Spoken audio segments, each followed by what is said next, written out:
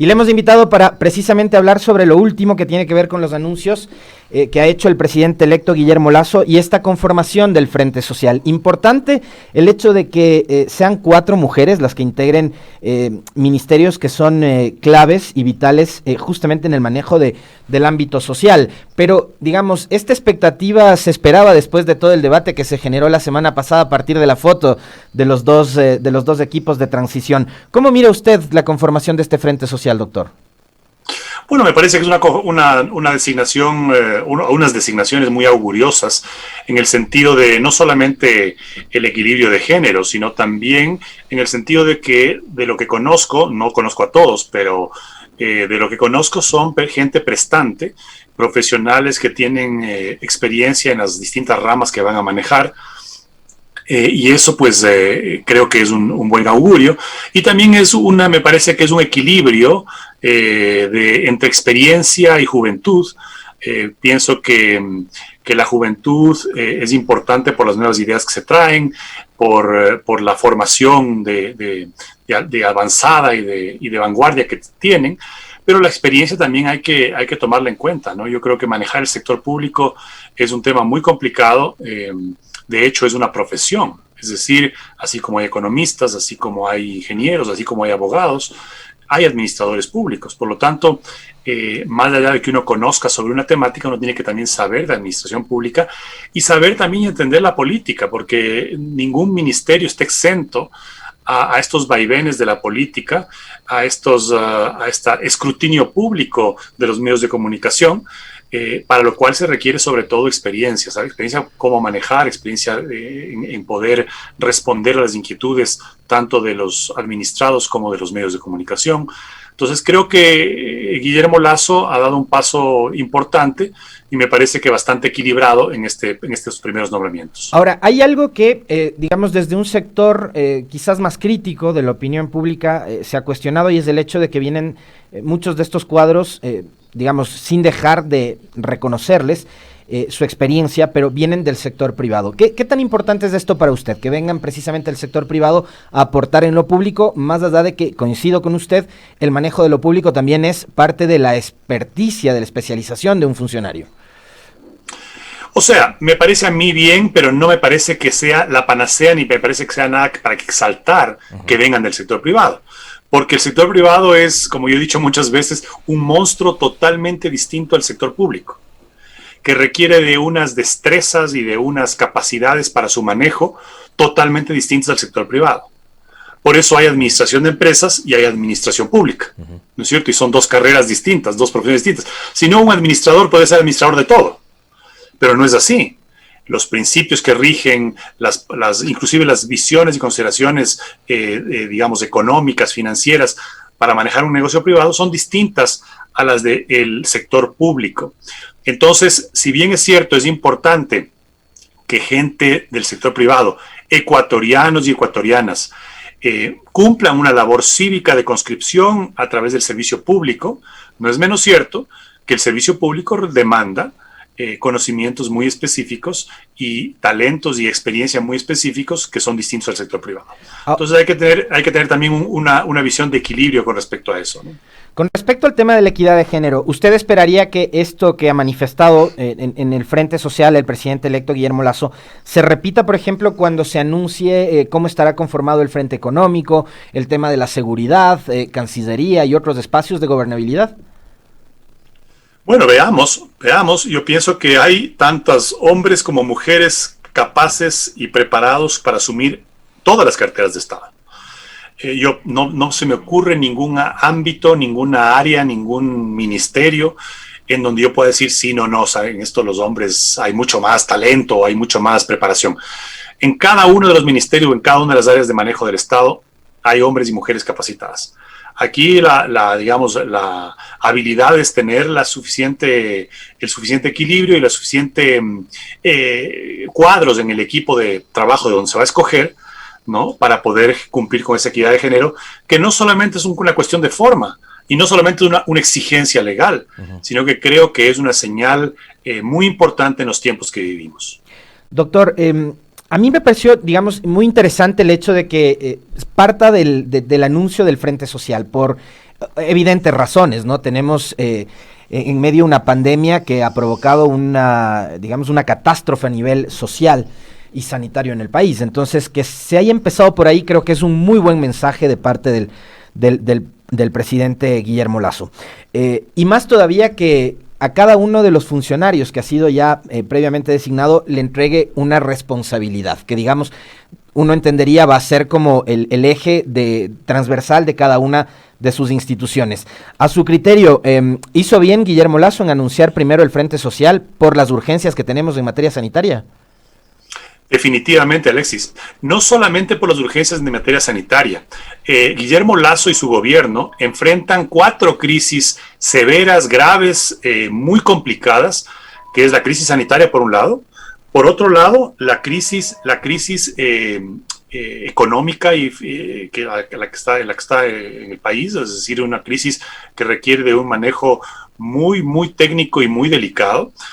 Hay una crisis moral también. Hay una crisis moral en donde vemos que donde uno pone el dedo, sale pus. Hemos tenido escándalo tras escándalo estas semanas, lamentablemente muchos relacionados con la pandemia precisamente por algo que nos duele a los ecuatorianos y sin embargo no ha estado exento de los escándalos de corrupción.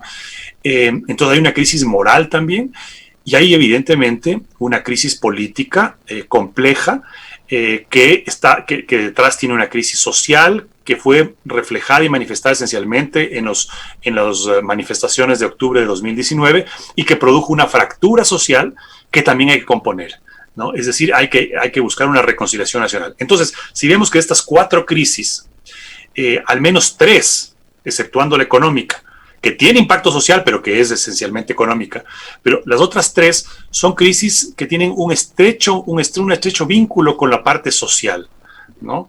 El haber nombrado nueva secretaria de Derechos Humanos tiene directa relación con el tema de los hechos de octubre y un poco con el tema de la reconciliación. El haber nombrado ministra de Equidad, de Inclusión Social, tiene una relación directa con las causas que generan este descontento social que se manifiesta no solamente a través de un levantamiento indígena de octubre, sino de la sumatoria de estudiantes, de transportistas, de trabajadores, ¿no? Porque hay un sentimiento de inequidad, de injusticia social que el Ministerio de Inclusión Social tiene que atender. Y evidentemente que haya puesto una ministra además afroecuatoriana, creo que hay un mensaje también detrás de aquello, ¿no? Claro que sí, y además pues Mae Montaño es una persona que ha trabajado toda su vida en el ámbito social, es decir, más bien su paso por la asamblea fue la excepción, pero de ahí esencialmente ha trabajado en el ámbito social. Entonces creo que estas designaciones atienden a las prioridades que tiene el país en este momento, ¿no? Que son evidentemente la crisis sanitaria, pero en segundo lugar la lucha contra la corrupción y la reconciliación nacional después de los hechos de octubre. Ahora, va a ser fundamental también el relacionamiento que logre el futuro presidente con el Parlamento. Y tenemos una asamblea en donde la bancada de gobierno llega con apenas 12 legisladores. Puede resultar algo anecdótico, digamos, el hecho de que le falte incluso un legislador para poder considerarse una bancada, ¿no? Que es ese requisito del 10% de la conformación de todo el pleno. ¿Cuánto le puede dificultar a Guillermo Lasso esa particularidad, doctor Solínez, el hecho de contar con un bloque de apenas 12? Y también cuánto puede, digamos, aportar en la forma de hacer política del nuevo presidente a la hora de relacionarse con las demás bancadas. Bueno, yo creo que es una situación muy compleja, es otra situación compleja que tiene que enfrentar Guillermo Lasso, la gobernabilidad que puede tener durante su periodo, y sobre todo al inicio, que es en los primeros 100 días donde se marca ya un ambiente y un sentimiento en la ciudadanía de si es que el nuevo gobierno está haciendo las cosas bien o está haciendo las cosas mal. Entonces, en ese periodo yo creo que es vital lograr consensos y lograr acuerdos. Suponiendo que se mantenga la alianza electoral con el Partido Social Cristiano, que tiene 18 asambleístas, estaremos hablando de un bloque de 40, que de todas formas no es Mayoría. de un bloque de 30, de un bloque de 30, ¿no? Que definitivamente no le permite gobernar ni le permite, digamos, moverse en una asamblea que, de acuerdo a las propias ofertas electorales de Guillermo Lasso, va a tener una ardua tarea en cuanto a reformas y en cuanto a expedición de leyes. Entonces, el tener solamente, si es que se mantiene, porque recordemos que la anterior elección, la alianza con Suma no duró ni un mes. Así fue. ¿No? Entonces, si se mantiene firme la alianza, sólida la alianza con el Partido Social Cristiano, tiene solo 30. Entonces, definitivamente hay que abrir el diálogo. Y el diálogo no puede ser de otra forma, Alexis, que a través de acuerdos programáticos, a través de establecer, digamos, acuerdos puntuales para el legislativo que demandan diálogo, demandan un operador político hábil por parte del gobierno, que pueda sentarse con las bancadas, incluso con la bancada del correísmo, para tratar de generar puntos de consenso, para tratar de generar prioridades de una agenda legislativa, y generar acuerdos mínimos de gobernabilidad para poder sacar al país adelante de las 4 crisis. Usted ha dicho algo que lo mencionó días atrás en una entrevista con el contertulio Vela, Jaime Nebot, ¿no? Hay que dialogar con todos, incluida la bancada de la Revolución Ciudadana. ¿Eso implica que el presidente Lasso y el correísmo tienen que hacer concesiones de lado y lado para poder sentarse a dialogar? ¿Y por dónde además cruzarían esas concesiones? Sí, o sea, todo consenso, todo diálogo político tiene que o requiere de que las partes pues cedan y pongan pues su grano de esfuerzo en lograr acuerdos, y en ese sentido pues es fundamental lo que tú dices, Alexis. Creo que el punto de partida incluso tiene que ver mucho con los seguidores y con quienes se han alegrado y tienen mucho optimismo del gobierno de Lasso, en cuanto al cambio de actitud que el país requiere, no solamente de sus actores políticos, sino de toda la ciudadanía en general. El país está demasiado polarizado, y eso se evidenció y se reflejó y se exacerbó en la segunda vuelta de las elecciones. El país está polarizado. Si seguimos pensando, ¿no?, que el correísmo representa lo corrupto, lo absurdo, la demencia por seguir a un caudillo sin ton ni son, estamos partiendo de una premisa falsa, ¿no? Más allá que se haya polarizado, hoy en día el correísmo obtuvo el 47% de los votos, y no podemos decir que el 47% de la población del Ecuador está ciega o es ignorante o cualquier otro de los epítetos que se utiliza dentro de este proceso de polarización.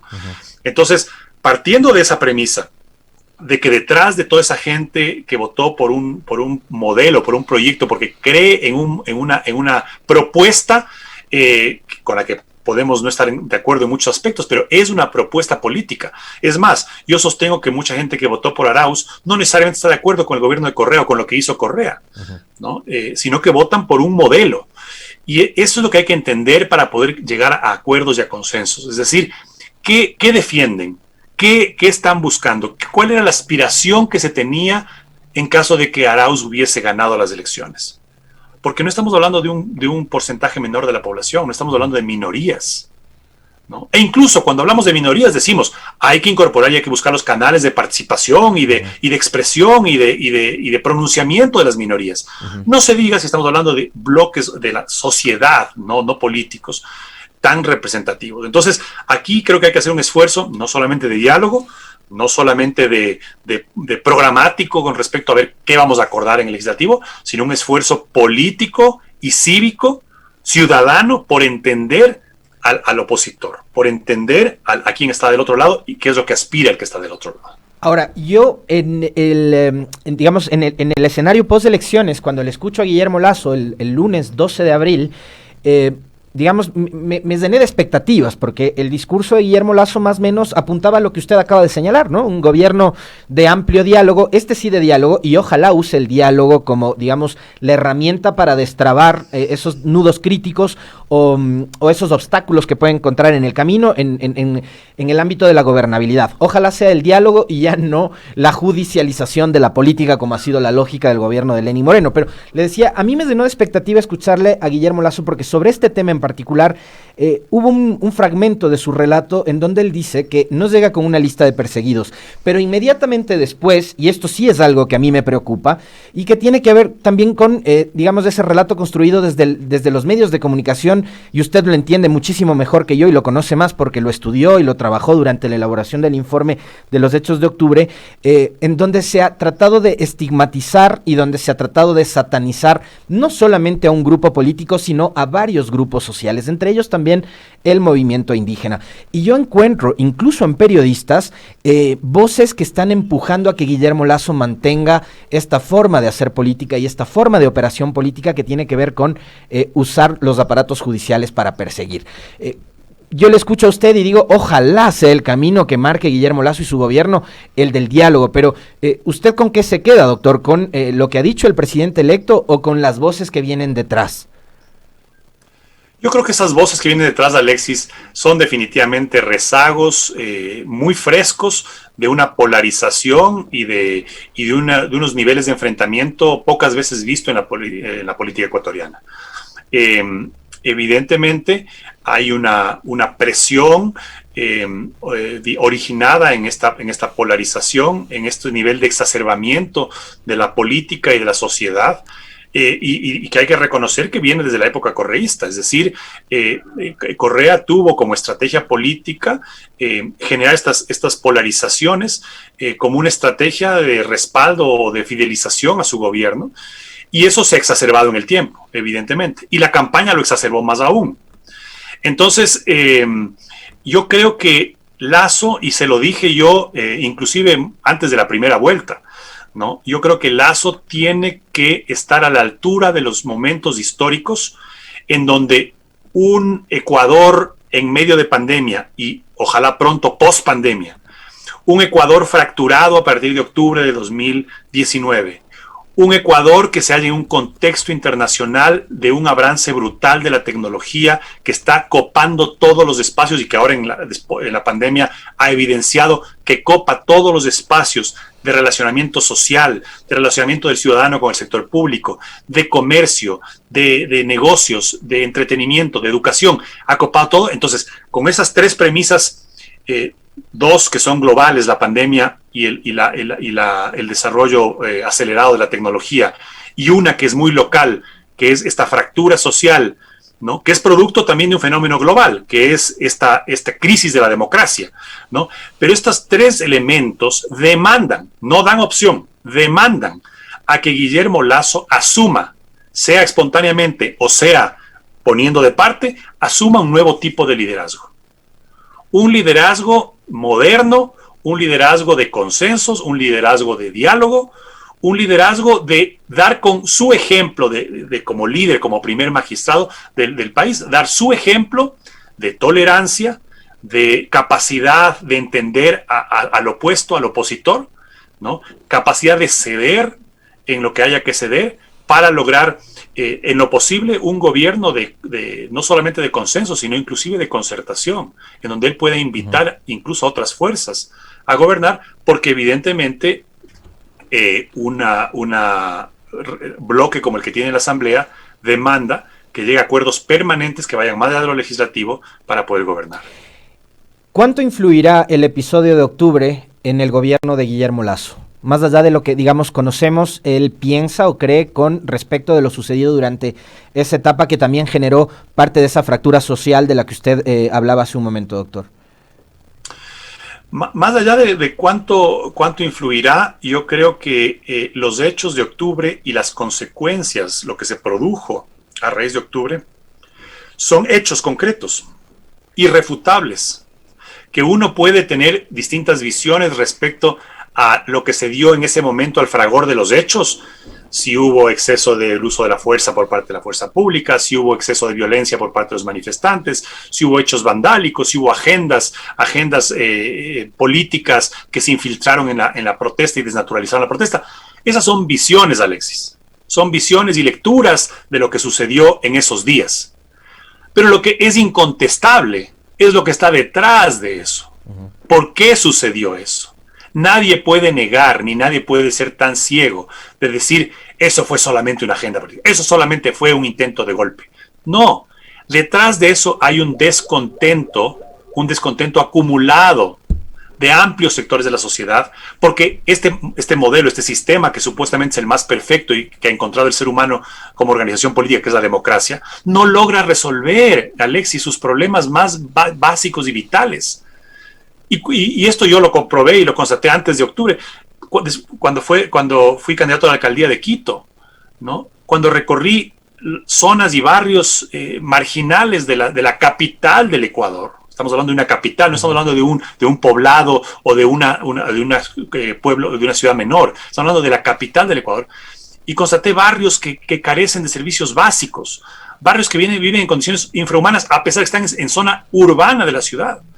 Gente que tiene que movilizarse 2-3 horas de ida y de vuelta de zonas rurales como Yoa para sus trabajos y regresar a dormir a su casa, nada más, ¿no? Entonces, un sistema que no resuelve problemas básicos, que no brinda servicios básicos y dignos a una población, genera descontento. Y ahora, en una época de hiperconexión, en donde estamos hiperinformados por las redes sociales, por el acceso fácil que tenemos, porque eso sí, todo ciudadano tiene un teléfono inteligente. Entonces, claro, esas diferencias, esas inequidades se vuelven más evidentes y más manifiestas en la vida diaria de las personas. Entonces dicen, ¿por qué yo no puedo tener un transporte público que llegue a mi casa? ¿Por qué yo no puedo tener un empleo? ¿Por qué yo no puedo acceder a la educación? A una educación de calidad. Entonces, ese descontento es el que tiene que reconocer Lasso, más allá del informe de la Comisión de la Verdad. Para cerrar el episodio de octubre y pasar a otros temas que también tienen que ver con la gobernabilidad y con el ejercicio de gobierno en lo local, yo le voy a trasladar esta pregunta, no es mía, me han pedido que se la formule. ¿Por qué no se tomaron los testimonios de los periodistas de esta emisora y de Telesur en el informe? En realidad, nosotros recibimos más de 500 testimonios.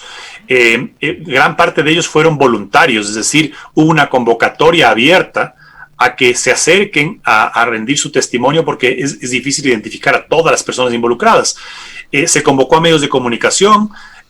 La decisión y la instrucción que se dio desde la comisión fue invitar a todos los medios, fue invitar al sector privado, porque muchas voces también dicen, ¿por qué no se tomó en cuenta los actos vandálicos en contra de empresas y de industrias que fueron atacadas, ¿no? Pues se invitó también a las cámaras, ¿no?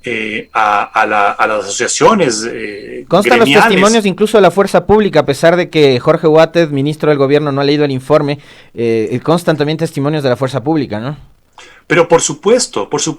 Entonces tratamos de recibir los testimonios de todo el mundo, e inclusive, en caso de que se nos pasara alguna persona o alguna organización, abrimos públicamente la invitación. Pueden haber casos que se quedaron por fuera, pueden haber sido casos que no escuchamos, pero escuchamos un gran número, Alexis, y procesamos un gran número de testimonios, incluyendo, como tú bien dices, de policías, miembros de las Fuerzas Armadas.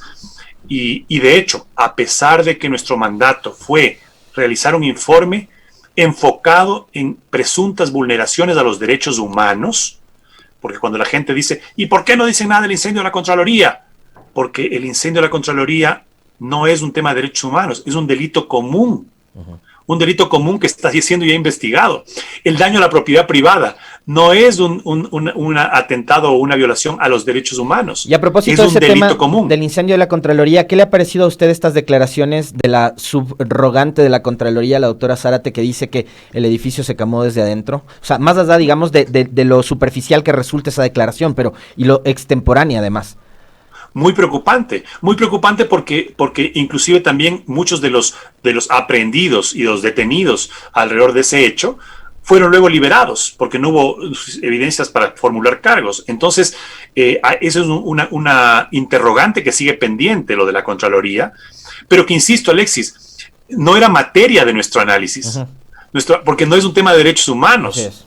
Entonces, eso es lo que la gente no entiende. E incluso la gente se queda con las imágenes o con la noticia de ese momento y no ha hecho un seguimiento de qué es lo que ha sucedido, por ejemplo, con las personas, con los venezolanos que fueron aprehendidos en el aeropuerto y sobre el cual se construyó un relato oficial que nosotros decimos que se debe tener mucho cuidado por parte de los funcionarios que están a cargo de enfrentar una crisis, porque se construyen relatos que marcan una tendencia en el sentimiento de la ciudadanía.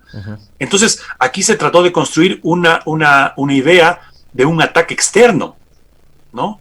Que probablemente el gobierno de Venezuela estaba involucrado por la aprehensión, que al final luego fueron liberados porque eran taxistas, ¿no? Entonces todos esos temas sí tienen que ver con derechos humanos y fueron abordados de manera más amplia, pero incluso estos hechos que no tienen que ver y que eran delitos comunes también fueron mencionados en el informe, y hay un capítulo incluso que recoge los testimonios de policías y militares que fueron agredidos o que fueron retenidos en contra de su voluntad. Volviendo al tema de la gobernabilidad, cerrando el episodio de octubre, doctor Solínez, ¿cuál debería ser la forma de relacionarse del futuro presidente con los gobiernos locales? Vemos lo que está pasando con el Consejo Capitalino, que es una crisis también que tiene que ver con lo que usted mencionaba hace un momento, con lo ético, con lo moral, una crisis institucional que es dolorosa para el quiteño, para el capitalino.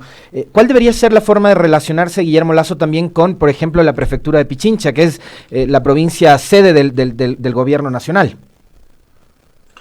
La provincia sede y una provincia que le dio una amplia votación a Guillermo Lasso, y que por tanto pues es una provincia muy importante política y electoralmente para él.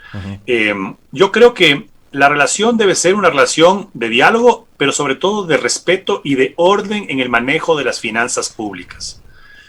El gobierno local tiene sus competencias y se dedica a problemas suficientemente graves y complejos como para preocuparse de los temas de la política nacional. Es decir, los personeros municipales, las autoridades, los gobiernos autónomos descentralizados tienen tareas suficientes y problemas suficientes que resolver. Por tanto, para que haya una relación armónica entre el gobierno nacional y los gobiernos locales, lo que se necesita es respeto, diálogo y orden en las finanzas públicas, porque el punto de tensión entre esos dos niveles de gobierno es porque el gobierno central no cumple ni transfiere lo que le corresponde. Es decir, utiliza o retiene o pospone la entrega de recursos que deberían ir directos, o sea, que debería ser una línea en que sí, entren al erario público, pero inmediatamente se trasladen a los gobiernos de acuerdo a lo que dispone la ley. Ese es el punto de tensión. Esas son los reclamos permanentes de la AME y de otras instancias que agrupan a los gobiernos y a los gobiernos provinciales y a los gobiernos parroquiales. Entonces, creo que poner en orden las finanzas públicas pasa también por poner en orden las cuentas con los gobiernos locales para que ellos puedan tener su capacidad de resolver los problemas de las comunidades que atienden. En ese sentido, creo que el gobierno de la provincia de Pichincha no puede estar ajeno o no puede tener un trato distinto a los demás. Creo que ahí hay un mito político que tiene que resolverse y tiene que limarse, ¿no? Y creo que eso es parte de los retos y de la madurez política que tiene que demostrar Guillermo Lasso en el ejercicio del poder y de este nuevo liderazgo que digo, Alexis. 8 de la mañana con 35 minutos. Un placer, como siempre, poder conversar con usted, doctor. Muchas gracias por haber aceptado la invitación. Gracias, Alexis. Un placer para mí. Un saludo a toda la audiencia. Muy bien, ahí está. Y me quedo con una palabra que decía el doctor Juan Carlos Solínez. Ojalá el país y el nuevo gobierno y la clase política en realidad, en general, vayan a ese proceso de reconciliación, aunque suene demasiado utópico, quizás una quimera incluso. Ojalá podamos ir hacia ese camino. Muchísimas gracias, doctor. 8:36, nosotros cerramos este diálogo, hacemos un breve corte, una reseña breve y con el siguiente invitado.